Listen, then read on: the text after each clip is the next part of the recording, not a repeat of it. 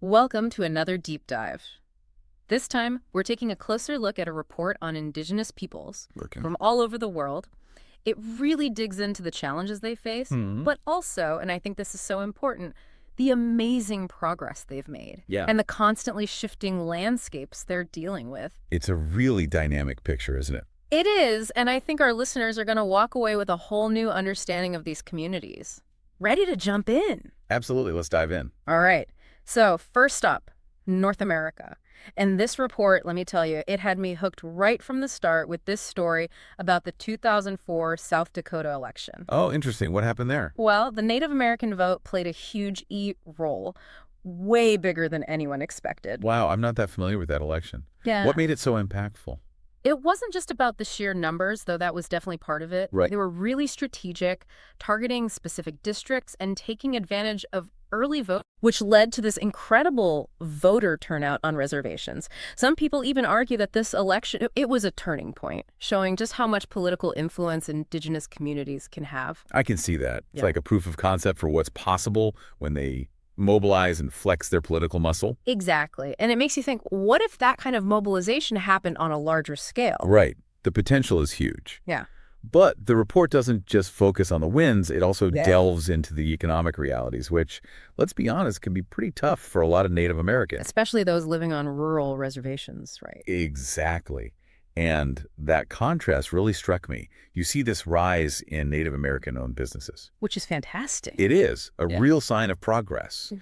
but it's happening alongside, persistent poverty and a lack of opportunities for a lot of folks. And that raises some really important questions. How can we make sure economic development actually benefits Indigenous communities in a meaningful way? Not just statistically, but in a way that lifts everyone up and respects their traditional ways of life, too. Absolutely. And it's not a simple answer, is it? It's Yeah. about finding ways to balance economic growth with cultural preservation and making sure the benefits are shared equitably. It is. And that tension between progress and tradition, it's a theme that runs throughout the report. You see it especially when we look at what's happening in Mexico and Central America. You're right. The report brings up this incident in Oaxaca, Mexico, where members of the Indigenous Council were detained. Oh, I remember reading about that. It really sparked outrage, even leading to a call for protection by the Inter-American Commission on Human Rights. Wow. It's a powerful illustration of how the fight for recognition and self-determination is still very real in that region. We hear that term self-determination a lot, but I think it's worth pausing for a second to really unpack what it means for Indigenous communities. Yeah, I agree. It's a crucial concept. At its core, it's about their right to govern themselves, to make decisions about their own lives and their own futures without interference from outside forces. So basically, having control over their own destinies. Exactly. It's about having a real say in what happens on their land and their communities. And it sounds like from this report, there's still a long way to go, not just in Mexico, but throughout the region. Definitely, there's still a lot of work to be done. The report does mention Guatemala's attempts to create a more inclusive society. They even went so far as to establish a Mayan policy unit. Interesting. And how effective has that been? Well, that's where it gets a little tricky.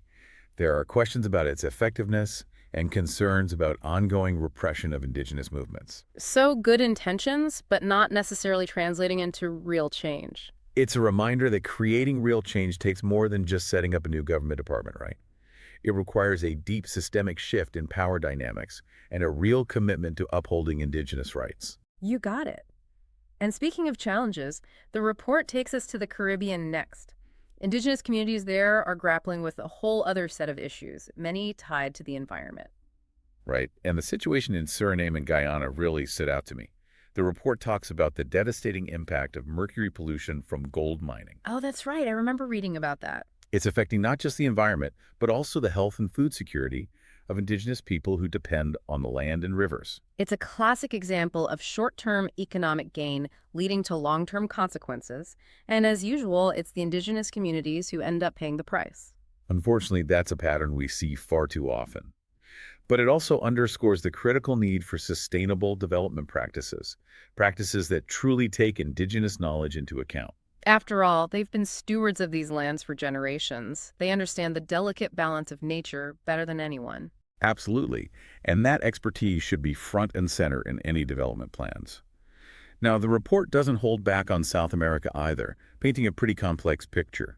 We see struggles for land rights and resources playing out in Colombia, Venezuela, Ecuador, Peru. It's a region with a lot of natural resources, which historically has often meant exploitation and conflict, especially for indigenous communities. Exactly. And the report highlights how the presence of extractive industries, like mining and logging, is often at the heart of these conflicts. They often operate without the free, prior, and informed consent of indigenous people. Which is a violation of their basic rights. Absolutely. Yeah. Leading to displacement, environmental damage, and a whole host of other problems. A sad but familiar story, unfortunately. But amidst all these challenges, there are glimmers of hope, right? Oh, absolutely. There are pockets of resistance, communities fighting back, and innovative solutions emerging. The report highlights the Yanomami Health Program in Venezuela as a fantastic example of this. Oh, tell me about that. Well, it's an indigenous-led healthcare initiative that combines Western medical practices with traditional healing methods, and it's been incredibly successful. That's amazing. I love that they're reclaiming their own healthcare, blending the best of both worlds. It's inspiring, right? And it shows what's possible when indigenous communities have the autonomy and resources to address their own needs. Exactly. It's about empowerment, not handouts. And it sounds like that spirit of self-determination is alive and well in other parts of South America, too. The report mentions a community leader in Bolivia who stood up against mining projects on their land. That's right. He was adamant that the mining projects were being imposed on them without their consent. Which, again, goes back to that fundamental right to self-determination. Do you remember what he said? Yeah, it was something like, "We will not allow our land to be sacrificed for the profits of others. We have the right to decide our own future." Powerful stuff. It is powerful, and a reminder that even in the face of these massive industries, indigenous communities are not backing down. They're fighting for their land, their culture, their very existence. And it's not just Bolivia. The report also talks about the Mapuche people in Chile who successfully mobilized to protect their land rights. Oh yeah, that was a huge victory. They basically stopped attempts to weaken indigenous land protection laws in their tracks. How did they do it? Through a combination of protests, lobbying, and leveraging international pressure, it shows what's possible with strategic, organized action. So inspiring. It's clear that the fight for indigenous rights in the Americas is far from over, but there's this incredible spirit of resilience, and it feels like a real movement for change is building momentum. It makes me even more curious to see what we'll find as we explore Asia and the Pacific in the next part of our deep dive. You're in for a treat. The stories from that region are just as compelling, just as diverse, and honestly, just as important. We'll see how indigenous communities are navigating modernization, globalization, and of course, the ongoing struggle for their rights. Buckle up, it's going to be another fascinating ride. Can't wait. It's amazing how those themes we saw in the Americas, that tension between tradition and progress, they really pop up in Asia and the Pacific too. That makes sense, right? Indigenous communities everywhere are dealing with those forces. Yeah, trying to find that balance. The report really dives into how they're navigating modernization, globalization, and that ongoing fight for their rights. Our first stop this time, Japan, focusing on the Ainu and the Okinawan peoples. Okay, I remember reading about them. It sounds like they've made some progress with cultural revitalization, but still face some serious hurdles. Yeah, it's that duality again. You see a growing recognition of their cultures. There are museums, language programs, even efforts to bring back those traditional practices. So there's more awareness. Absolutely. But they still deal with discrimination and struggle for that true self-determination. And for the Okinawans, you've got that added layer of complexity with the U.S. military bases. Right, right. I was wondering about that. What are their main concerns about the bases? Well, they're worried about the environmental impact, the safety risks, Makes sense. and the feeling that their voices aren't really being heard when it comes to decisions about the bases. So a lack of control over their own land? Yeah, exactly. It's like a microcosm of those broader challenges indigenous communities face all over the world. That tension between national interests and indigenous rights. Yeah, it's a tough balance. No kidding. And China, it's definitely got those complexities too. The report digs into China's minority policy, how they try to, I don't know, bring different ethnic groups into the mainstream. Right, while still sort of acknowledging their unique cultures. It's a delicate balancing act. And the impacts on indigenous communities, they're all over the map. So how does that play out on the ground? Do you have any examples? Well, one that jumps out is that campaign against those big hydroelectric dam projects. You know, those projects often end up displacing indigenous communities, disrupting their way of life. Hmm. But what's interesting is they're using environmental protection laws and even attracting international attention to challenge these projects. So playing the system. Exactly. Hmm. And it shows how they're getting more, I don't know, savvy about using those legal and advocacy tools to protect their interests. It's about empowerment, right? Taking control. Yeah, taking control. Now, while China is going through these growing pains, the report points to Taiwan as a possible, like a model for positive change. They've come a long way in terms of recognizing and respecting indigenous rights. How so? Like, what makes Taiwan different? Well, they've made a real effort to incorporate indigenous perspectives into everything, education, language, even their political system, Oh, wow. which has led to a greater sense of pride in their indigenous identity and a more inclusive society overall. It's not perfect, but it's an example of what can happen when you make a real commitment to reconciliation. That's really encouraging to hear.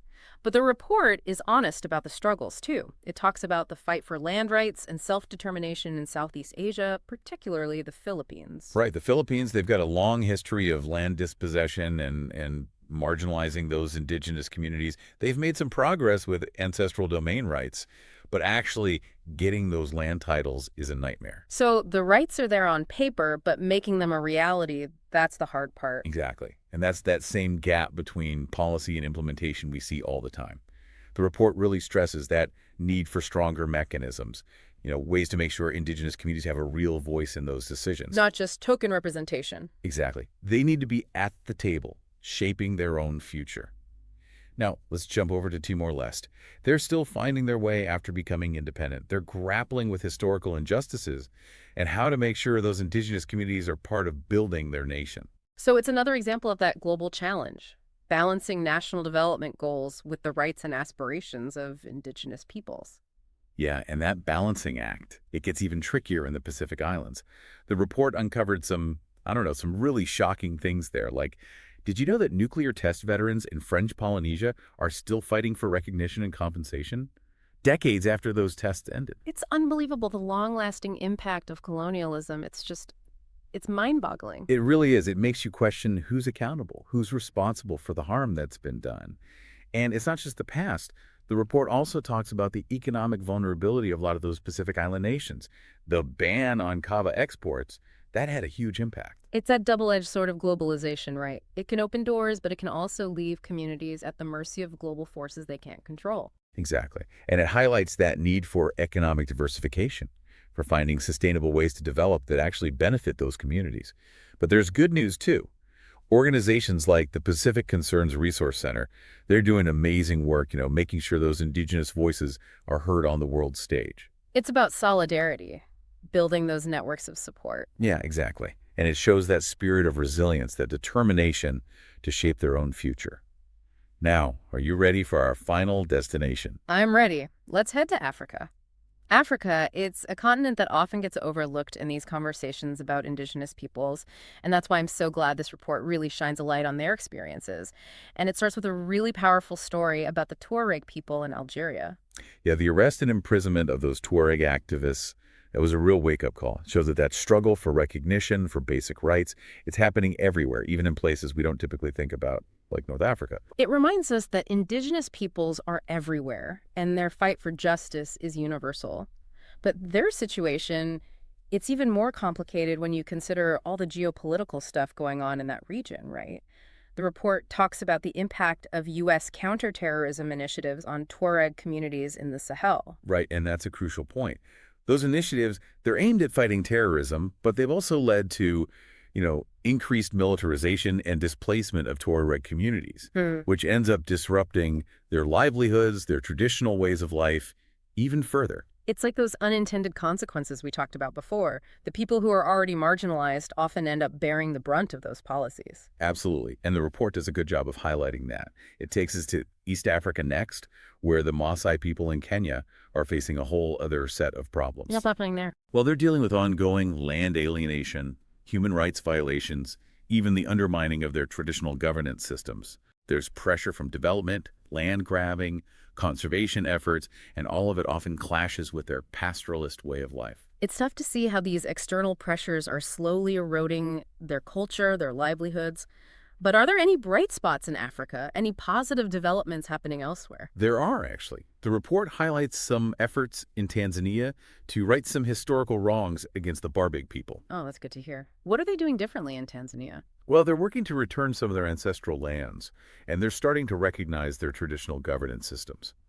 It's not a perfect solution by any means, but it does show that progress is possible when governments are willing to acknowledge past injustices and try to make things right. It's a step in the right direction, for sure. And speaking of steps in the right direction, the report also talks about the creation of the African Commission on Human and People's Rights Working Group on Indigenous Populations. That's a big deal. It shows that awareness of indigenous rights is growing at the continental level. Hopefully, it'll lead to stronger policies and better protections for indigenous communities across Africa. It feels like, all those years of activism and advocacy, they're finally starting to pay off. It does feel like there's some real momentum building. But before we wrap things up, I want to circle back to the role of those international organizations in all of this. The report spends a good chunk of time talking about their work. Yeah, and it's a crucial piece of the puzzle, isn't it? The report really highlights the UN's efforts to finalize that Declaration on the Rights of Indigenous Peoples. I know that declaration has been in the works for, forever. What's the holdup? Well, it's a complicated process. There are a lot of different interests at play, a lot of perspectives to consider. But if and when they do finalize it, it'll establish those global standards for protecting and recognizing indigenous rights, which would be huge. It sounds like it has the potential to really change the game. The report also mentions the UN Special Rapporteur's visit to Canada. What was the focus of that visit? Well, he was there to investigate the situation of indigenous peoples in Canada. And let's just say his report wasn't exactly glowing. He called for more indigenous participation in decision-making, better access to basic services, a real plan to address systemic discrimination. It really exposed that gap between Canada's image as this multicultural haven and the reality on the ground for a lot of indigenous communities. It's a good reminder that even in countries that seem to have it all figured out, there's still a lot of work to do. What about other organizations beyond the UN? Are there others playing a role? Oh, definitely. The report mentions the International Labor Organization, the ILO, and their Convention 169. It lays out this framework for indigenous participation in decision-making, protecting their lands and resources, and preserving their cultures. Sounds like a pretty powerful tool. It could be, but the problem is, as always, implementation. Getting governments to not just ratify these conventions, but actually put them into practice, that's the hard part. It takes a lot of pressure from indigenous communities, from civil society, from the international community to make it happen. It's that constant push for progress, that never-ending fight for justice. Wow, we've covered a lot of ground in this deep dive, from local struggles to global movements, and it's clear that the fight for indigenous rights is far from over. It's been quite a journey, hasn't it?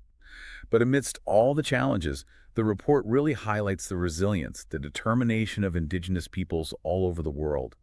They're not just fighting for survival, they're fighting to protect their cultures, their languages, their lands, their right to shape their own future. And that's a fight that deserves all of our attention and support. As we wrap up this deep dive, I hope our listeners are walking away with a sense of awe at the strength and resilience of indigenous communities, and a renewed commitment to understanding their perspectives, supporting their struggles. I couldn't agree more. The things we can learn from indigenous peoples about sustainability, about living in harmony with nature, about respecting different ways of knowing and being, these are lessons the world desperately needs right now. It's about recognizing that indigenous rights are human rights, and that their struggles are connected to all of our struggles for a more just and equitable world. Well said. Thanks for joining us on this journey. Keep learning, keep questioning, and keep amplifying those indigenous voices. And until next time, deep divers.